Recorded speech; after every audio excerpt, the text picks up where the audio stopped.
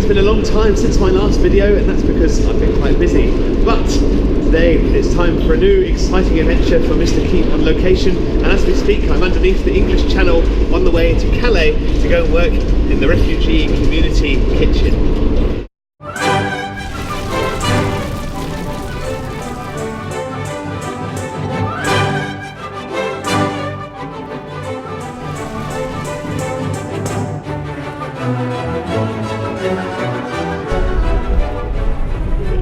Merry Christmas everyone. Today we're on our way to the Refugee Community Kitchen here in Calais that was set up in 2015 in response to the migrant crisis, with lots of people coming over from North Africa and from Syria. It's been going for a few years and we're here with a few volunteers to go and chop some onions, to chop some garlic and to do some general sorting out in the kitchen, and to help the kitchen to provide meals for almost 1,000 refugees living in and around Calais. Right, so you probably heard about the wall that they're building on there as a response to Trump's election on the southern border of America. Well, here's a wall financed by the British government that was put up a couple of years ago to basically stop migrants from running onto this road. And you might have seen on TV sometimes when lorries were going down this road, migrants would run across and try and jump onto the back of trucks, etc., or even jump onto the Eurostar while it was going. And this wall here, it doesn't really have a name, it's to stop them doing that. And if we pan over to the left hand side of this motorway, you can see the place where the jungle, this huge migrant camp that was destroyed a couple of years back by the French police, or broken up, used to be on the beaches of Calais, right close to the ferry port, so that migrants could easily, or were closer to getting on a ferry and crossing the channel and getting to England. Hang on a minute, Mr. Keet, you're a history teacher, you can't just go jumping into the kitchen without providing any context. Let's spend a minute just to talk about this thing called the migrant crisis, and then we'll come on to think about why this kitchen, the Refugee Community Kitchen, even exists in the first place in Calais. To investigate the migrant crisis, we need to go back to the year 2015. This year saw a huge, unprecedented number of people fleeing North Africa and the Middle East, coming to Europe and trying to seek asylum there for economic reasons, but mainly because of the ongoing war in Syria, which accounted for about 45% of the people coming into Europe in that year, but also the ongoing wars in Afghanistan and Iraq, which accounted for the other, albeit lesser, majorities coming into Europe in 2015. Calais itself saw a manifestation of the migrant crisis in a camp that sprang up right next to the city's port, and this camp became known as the Jungle. At the time, at its peak in 2015, the Jungle was home to over 5,000 refugees, and they lived there in pretty terrible conditions. Visitors would often say that they were living in conditions worse than in the most terrible slums in the poorest cities in the world. Remember, this is in Western Europe we're talking about here, not too far away from where I'm sitting right at this moment. The Jungle was around until the middle of 2016, when the French government moved in and disbanded and destroyed the camp. But as a result of that, although many people did flee to other areas of France, there's still a lot of refugees in Calais itself, still trying to get into the UK. Some of them getting into the backs of lorries, getting into refrigerated lorries. You might have heard that story on the news about some Chinese migrants who did that and very tragically died a few months back in 2019. Now, immigration is of course a heated political issue, and without getting too much into the politics of this, whatever your political stance is, these are human beings who need to be fed. And in Calais, this is where the Refugee Community Kitchen comes in. So to give you a bit of statistical data here, to date, since being set up in 2015, the Refugee Community Kitchen has fed over 2.5 million meals to around 45,000 people. It's had almost 18,000 volunteers come to cook in the kitchen, to cut up wood, to provide fuel for refugees to keep warm or to cook their own food. In other words, it's doing fantastic work to help feed people who would otherwise go hungry. Right then, we better get back to see a bit more of Mr. Keet on location.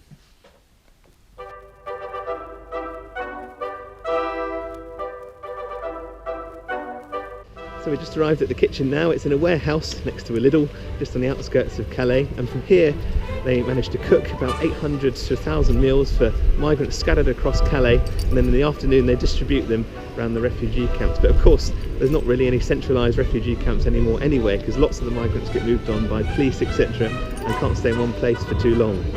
So I'm joining the kitchen today, and the first thing I've got to do is put on some chef's blacks to make sure I'm hygienic enough to go and cut up some vegetables.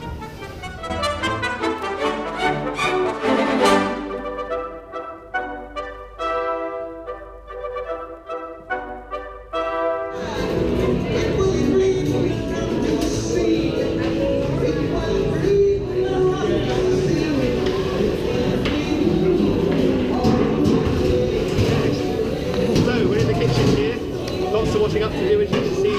They cater for about 800 people, so in the morning there's quite a lot to do, and I've never smelt so much garlic in my life.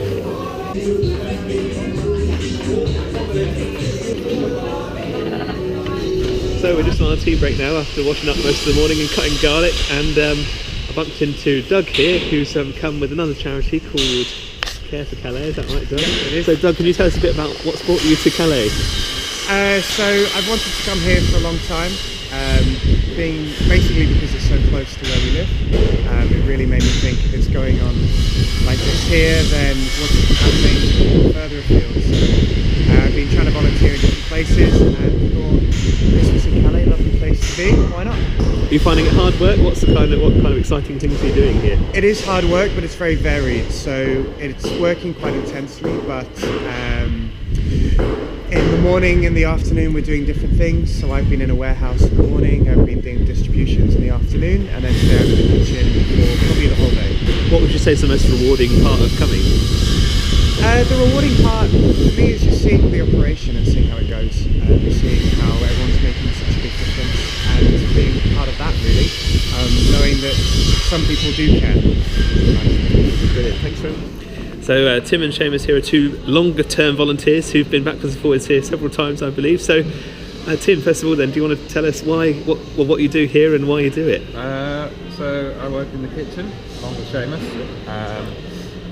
cooking food basically for thousands of people. Yeah. And how about you, Seamus? Same as Tim, we make food, distribute it to the guys here in Calais and Dunkirk and Brussels sometimes, once a week. And for how long have you both been coming here? I've been here for about 4 months now, 5 months. Yeah, or about two months now. Yeah. And with a view to being here for longer? Yeah, Another 5. Yeah, another 5 to about Easter. Yeah. So here we've got Nick, who's today is in charge of. Well, Nick, do you want to tell us what you're in charge of? I'm in charge of washing the chef's blacks, the towels, anything that needs washing, the aprons as well. And I'm from Bangor, North Wales, and we have a refugee programme there called Bobble Bobble, which is Welsh for people to eat. And what's brought you here for Christmas, Nick? Well, I thought I'd like to do something useful over Christmas. I'm quite happy not to be in the midst of all the commercialism back home.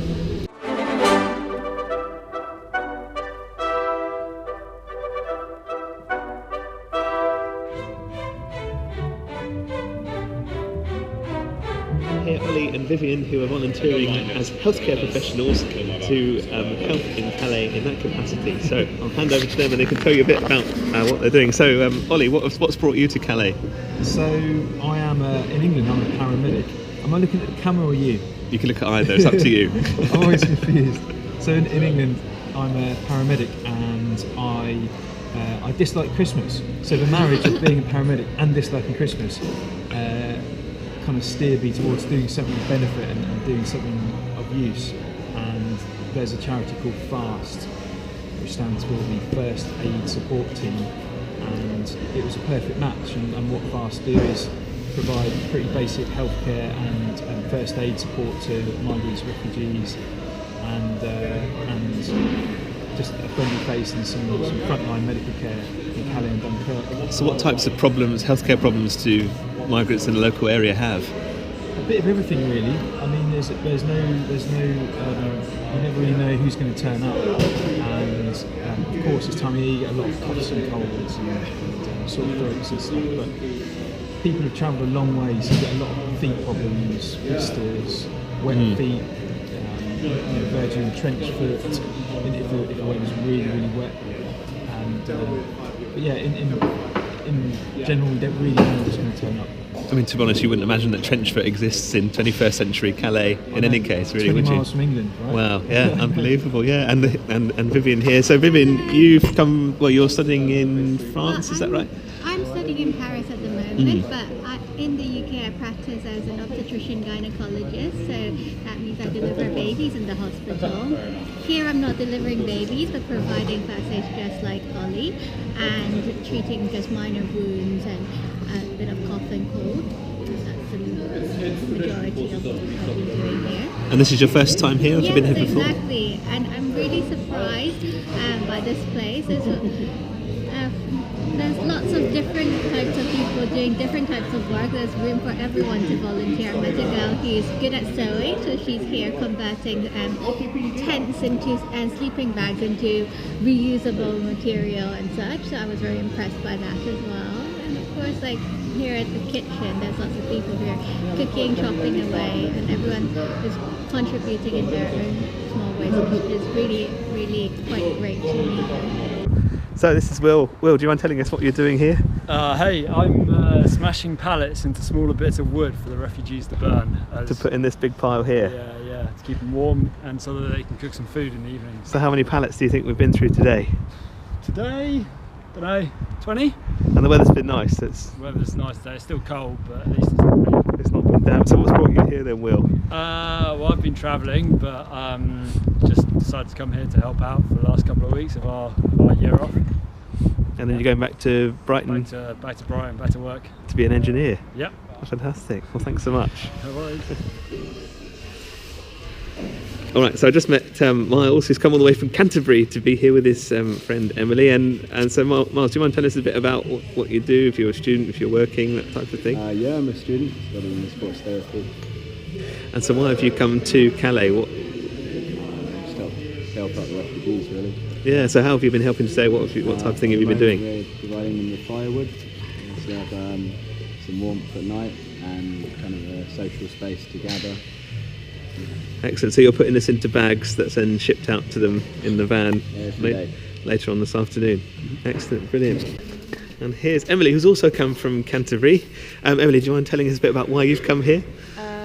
So I've wanted to help the refugee crisis in some kind of way for a very long time. When we moved to Canterbury, it was really close, so we looked at volunteering opportunities and we found this. And so you're a student at Canterbury University. Do you mind telling us a bit about what you're studying? I'm studying politics and American studies, and hopefully I can use my politics degree to help in a bigger capacity. So this kind of fits in with your political stance as well? Yeah, absolutely. Oh, brilliant. Well, really nice to meet you, and thanks so much. You too. Hi, so this is George here. George, do you mind telling us what you've been doing today? Yeah, sure. So I work for Project Play. We are a charity here who work with children in Calais and around Calais, and we provide them a space that they're able to just play and be children again. And today, as you can tell, it's nearly Christmas, and I've dressed up as Santa, and we've taken gifts for the kids to open and share. Yeah, and I think they had a really nice time. So this morning we've been wrapping gifts, and then you've distributed them out in so we were distributing gifts with you and a few other volunteers, and yeah, it was a fun morning listening to Christmas music, and I am amazed we got it all done. It was a lot of work, and I put a lot of stress on you. And you're feeling very Christmassy now with the excellent makeup. Oh yeah, we've been singing in the car as well. And you've got your own project you're doing as well to do with climate change, is that right? Yeah, so I'm travelling the world without flying, and I'm going to keep my carbon footprint as low as possible and then offset that by working on projects along the way. And I want to raise awareness of climate change and interview people as I go. And hopefully it takes off, we'll see. Well, that's brilliant. Wish you all the very best. Thanks very much. Right, it's Christmas night now, so we're about to head off. Well, I'm about to head off back over to Britain, but I've had a fantastic time here in Calais, and if you're able to volunteer and you're old enough to, please do check out the website and make sure that you give up some time to come here, because it's a fantastic place to be. So Merry Christmas from me, and Merry Christmas from them. Thanks very much, see you later, bye.